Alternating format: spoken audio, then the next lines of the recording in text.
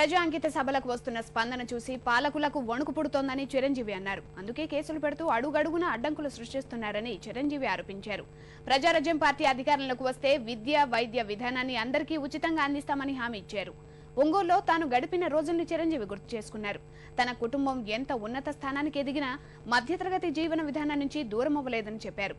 Ongole road షోకు ప్రజలు బ్రహ్మరథం పట్టారు. చిరంజీవి ప్రజా అంకిత సభలు నేటితో ముగుస్తాయి. నా యువతల వెనకాల ఉంది. ఈ యువశక్తి రోజున నాకెంత ఉందన్నది అవతల వాళ్ళు ఖచ్చితంగా కంగారు పడడంలో సహజం. ఓకే, యువశక్తి ఉంది, చిరంజీవి గ్రామర్ అభిమానులు పక్కన పెట్టండి. మరి ఏమిటి మహిళా శక్తి? ఈ మహిళలు ఏమిటి? వీళ్ళందరూ ఇంతెత్తున చిరంజీవికి దన్నుగా ఉన్నారు.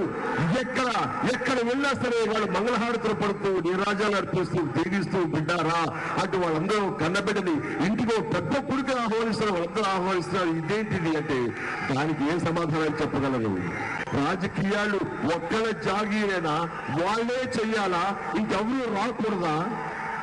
అలా అనుకుంటే స్వర్గీయ ఎన్టీ రామారావు గారు మహానుభావుడు, మరి ఆ రోజున ఆయన రాకుండా ఉంటే ఎలా ఉండేది కాంగ్రెస్ చేతుల్లో మన పరిస్థితి? ఆయన వచ్చిన తర్వాత తేడా తెలిసింది. ఎలాంటి పరిస్థితుల్లో, ఎలాంటి ఉచ్చస్థితిలో ఉన్నా సరే అన్ని కంఫర్టబుల్ లెవెల్లో అన్ని అనుభవిస్తున్నా కానీ ఈ రోజుకి నేను పాత అనుభూతులు మర్చిపోలేదు. ఏ రకంగాను మిడిల్ క్లాస్ వాళ్ళు, మధ్యతరగతి వాళ్ళు ఎలా ఉంటారు అనేది ఎప్పుడు జీవితంలో మర్చిపోలేదు. సాదా సీదా ఒక జనజీవనం ఎలా ఉంటుంది, వాళ్ళ జీవితం ఎలా ఉంటాయనేది ఈ రోజు కూడా నేను ఎప్పుడు మర్చిపోలేదు. ఎందుకంటే అందులోనే ఉన్నాను.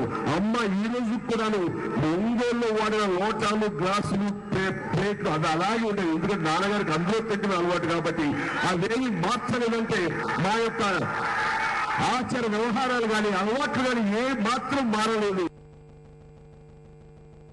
బిడ్డ వచ్చాడని ఈ రోజు నాకు